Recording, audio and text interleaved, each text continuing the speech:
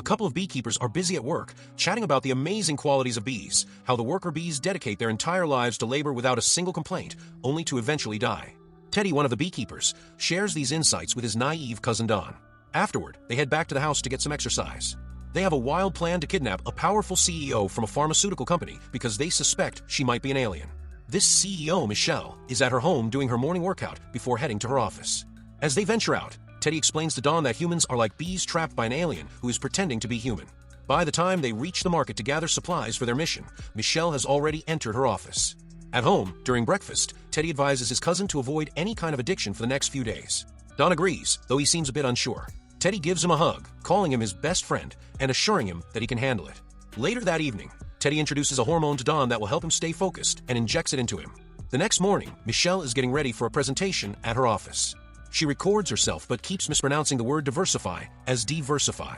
Frustrated, she forgets some lines and complains that the word is overused. One of her colleagues corrects her, saying it's diversity, not diversify.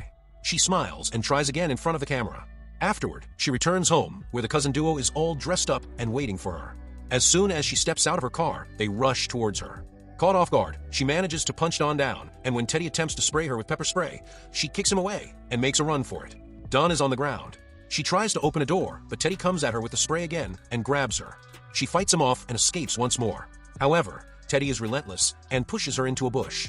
She runs again, but the deed is done. The injection takes effect, and she collapses. They load her into the car along with her belongings and drive away. Inside the car, Teddy tells Dawn to hurry up and chop off her hair since they use it as a transmitter with her alien ship. He gets right to it. When they get home, they find all her stuff has been burned to ashes. She's in the basement, tied to a bed. Then, they slather antihistamine cream all over her. Dawn is puzzled about why they're doing this. Teddy explains that her nervous system is different from theirs. The cream will interact with the neurotransmitters, leveling up their systems. He reminds Dawn that this isn't torture. They are the ones who have been tortured. Later that night, the two of them get dressed in suits. Teddy checks on his anxious cousin, telling him he'll handle the talking while he should just keep quiet. Michelle wakes up and spots them. She wonders if she's in a hospital, but Teddy clarifies that it's the headquarters of the human resistance. She's an alien known as Andromedan, and even though she doesn't belong on Earth, he wants to speak to her respectfully. She asks about her hair. Teddy explains it's to prevent her from reaching out to her ship. She curiously inquires about which ship, and he responds that it's her mother's ship. He goes on to explain the cream and its purpose, mentioning they need to apply it daily. Michelle stops him, saying that soon enough, a big search party will show up, and before they know it, they'll be caught. She's a big deal in her company, and there's no way they'll gain anything from this unless they work with her now and strike a deal. Teddy hears everything and chuckles. He tells her that was a really nice, humane response. She's totally baffled and asks what's really happening. He locks eyes with her and says she's a high-ranking official in the Royal Andromedan Court, and they've put their species into techno-enslavement of Earth to make them work for their own gain like bees, and then eliminate them. He needs her to take them to the mothership on the night of a lunar eclipse for a direct negotiation with her royal superiors. After hearing this, Michelle politely says she gets their concern, but she's not an alien. He insists and claims he's done a thermal scan of her face from her Instagram pics. There's Andromedan code all over her. She denies it again politely, and he gets annoyed. He calms down and says they'll give her the night to think it over and leaves her a tape recorder to confess the codes to connect with the Emperor. Michelle looks completely lost.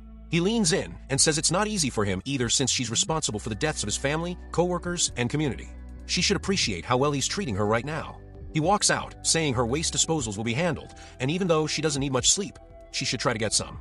Michelle says she wants to keep talking, but they leave, turning off the lights. Upstairs, they both start dancing in joy. At night, Dawn monitors her through the CCTV, while she keeps crying. Teddy tells him not to view her as a human woman. She embodies pure corporate evil. Dawn asks if she's really an alien, and Teddy confirms, saying she knows they're watching her right now. She just wants to elicit their sympathy. Dawn apologizes, but Teddy insists he shouldn't, and just wait for the lunar eclipse.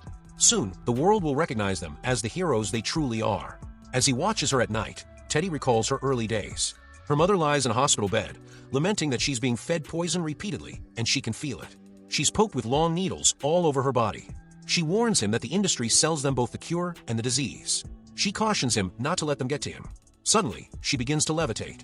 It's 3 days before the lunar eclipse. Michelle is putting cream on her face and is soon told to hurry. Teddy rides out on his bike. However, a cop stops him on the way. It's someone he knows, Casey, who used to babysit him. Casey seems a bit hesitant and guilty as he tries to chat. He asks how things are going. Teddy says he's good, and then Casey asks if he can drop by his house sometimes. Teddy replies that he's been really busy lately, but maybe later, and then he leaves. He arrives at work, where he scans parcels. He talks to a coworker who mentions her pay got cut because her fingers were slashed in the factory, preventing her from working. Teddy gets upset, saying it's a violation, and adds that things will change one day soon. At lunchtime, Teddy sees the news about Michelle's disappearance. He goes home and hears that Michelle isn't eating anything. Don thinks she's too frightened, but Teddy counters that she's just trying to manipulate them into feeling sorry for her. Both of them go down. She has apparently recorded her confession, claiming that she is an alien. However, this doesn't ease Teddy's mind, and he questions if this is a joke. She replies that this is the best she could manage, but Teddy counters that she didn't even speak their language. Once again, a puzzled Michelle asks what he wants her to say. He insists that she needs to request an audience to talk to her masters about their exit from Earth. But Michelle counters that it would be tough since, in reality, she is not an alien. In a fit of anger, he smashes the recorder. Michelle claims that she gets what's happening here. She has a degree in psychology, which he again dismisses as a scam, but she goes on to say that he spends too much time browsing content online. Teddy gets annoyed and retorts that this is how her kind has treated all of humanity, labeling people as internet-fed whenever they question things. He continues his rant, and Michelle interrupts to correct one of his pronunciations during their argument. He immediately attempts to hit her with a chair. Then he breaks it on the floor and tosses it aside. She apologizes, and Dawn tries to move past it as well.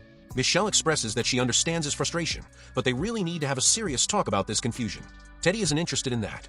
She then inquires what exactly they want: money, sex, or power. But it's none of those things. She tries to engage him again, but he angrily curses at her. Michelle once more says she's sorry and calmly adds that he is mentally ill. He instantly slaps her, shocking even Dawn.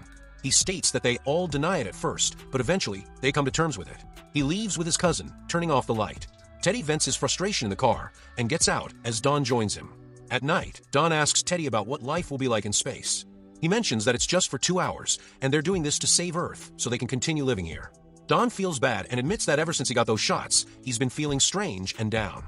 Teddy reassures him that this feeling will pass soon. It's 2 days before the lunar eclipse, and Michelle is trying to escape from her chains when the guys arrive. Dawn has brought a shotgun with him. She expresses her desire to start fresh. She reveals that she's actually an alien. She's been hiding it for a long time, but it's true. She insists that this time she's serious and is eager for a resolution. Teddy approaches her and suggests they should have a new beginning. However, she ends up tied to a chair, gagged, and prepped for intense shock waves. He cranks up the music and starts the shocks. Michelle screams in agony. Dawn hesitates for a moment, but urges Teddy to trust him and moves on to the second wave. The pain escalates, and he continues. Her screams echo far away.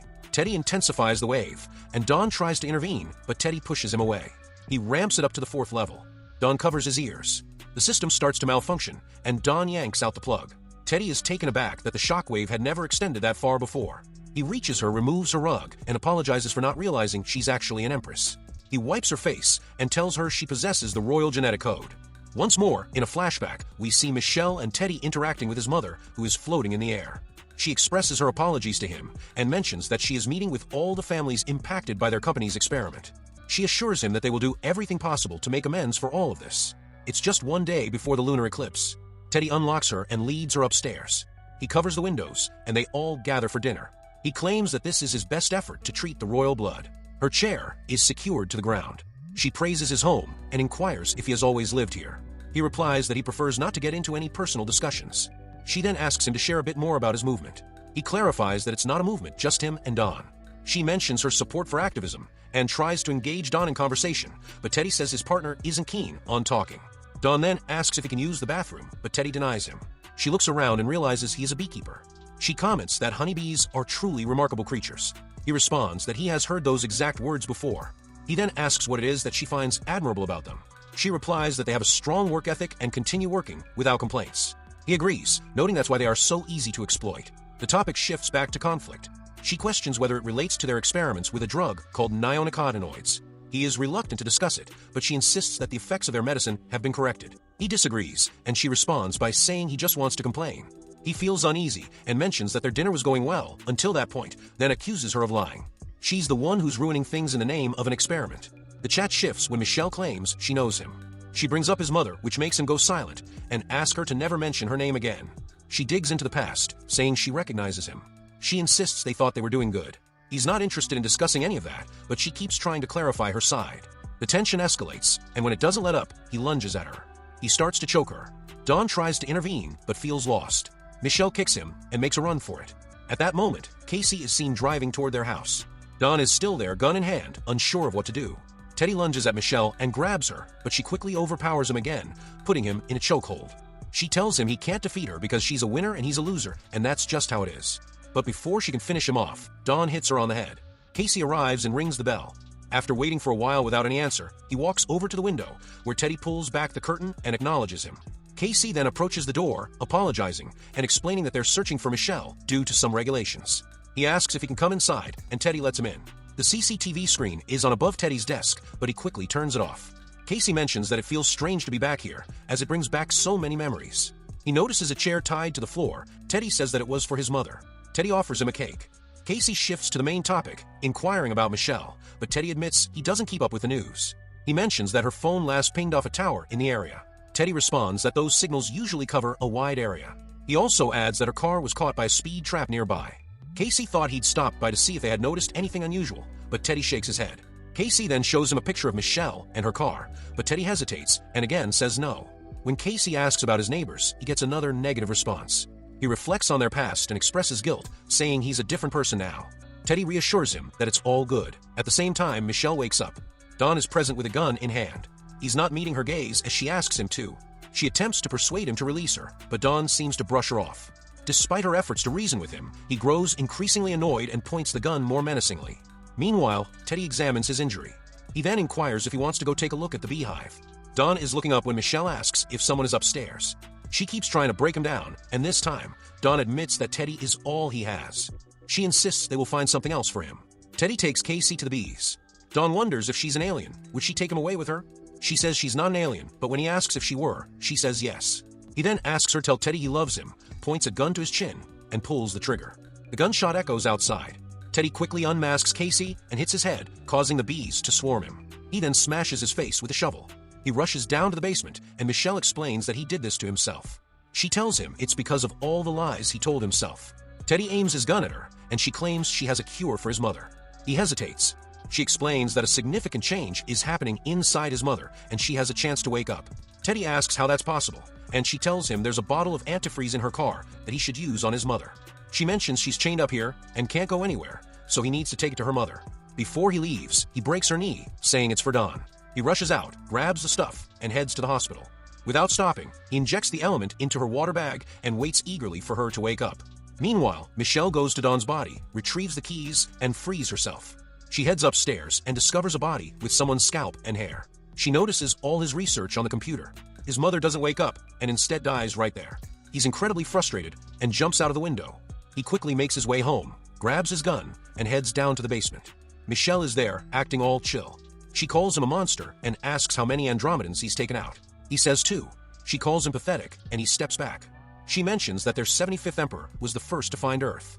Dinosaurs roamed back then. They accidentally unleashed a deadly virus that wiped them all out. Feeling guilty, they wanted to repopulate the planet, which led to the birth of humanity. The first humans saw Andromedans as gods, but as some humans got smarter, a war broke out. Only a handful survived. They built an ark to cross the ocean. The ark got wrecked, leaving even fewer survivors. They managed to reproduce, and modern humanity emerged. They faced all sorts of wars, injustice, and violence, and she adapted to their nature, becoming cruel. He claims it's all a lie, and that she's here to eliminate them. She counters that they could wipe out humanity anytime, but they chose to give them a chance at life. They conducted an experiment involving his mother, who was picked because she was weak. She mentions that some test subjects are showing promising results, and they need to report back to the Emperor by tomorrow, on the day of the lunar eclipse, and he has to assist her. It's the night of the lunar eclipse. Michelle drives to her office with Teddy beside her. The security guards are taken aback, but let them in. Once inside, Teddy pulls out his concealed gun and tells her to park in her usual spot. Behind their car lies Dawn's body. They exit the car and walk into the office. Everyone is shocked to see her, but they keep moving, and she heads straight to her office. She draws the curtain, and he blocks the door with the sofa. From a box, she retrieves a calculator. Teddy leans closer, and she mentions that she needs to input a code. He's taken aback since it's just a calculator, but she tells him to hush because she needs to remember a lengthy code. She types it in while Teddy waits outside, and the others linger uncertainly. After a moment, she announces that it's ready. Teddy asks about Dawn, and she replies that they can return for him later. He then reveals that he's armed with explosives. She instructs him to hide in the closet. She tries to go in first, but he halts her, saying he doesn't want her to escape. He steps inside and shuts the door. She then steps back and starts a countdown. Just as the countdown ends, there's an explosion from within. His head bursts through and strikes her, causing her to lose consciousness. She regains consciousness in the ambulance. They inform her that his bomb likely reacted to his body heat, which is a common issue with homemade explosives. Suddenly, Michelle bolts upright. They attempt to restrain her, but she shoves them aside and exits the vehicle. She dashes through traffic, making her way back to her office. She rushes to the closet and slams it shut. Eventually, she starts to teleport and makes her way to her mothership. They converse about their mission in their native tongue, and in a chamber filled with emperors, they conclude that humanity is beyond redemption, especially after reflecting on Teddy's actions towards her. She carries out her task, resulting in the demise of everyone on the planet, from children to the elderly, in every location. However, the bees manage to survive. Subscribe and turn on notifications for more content. Thank you for watching.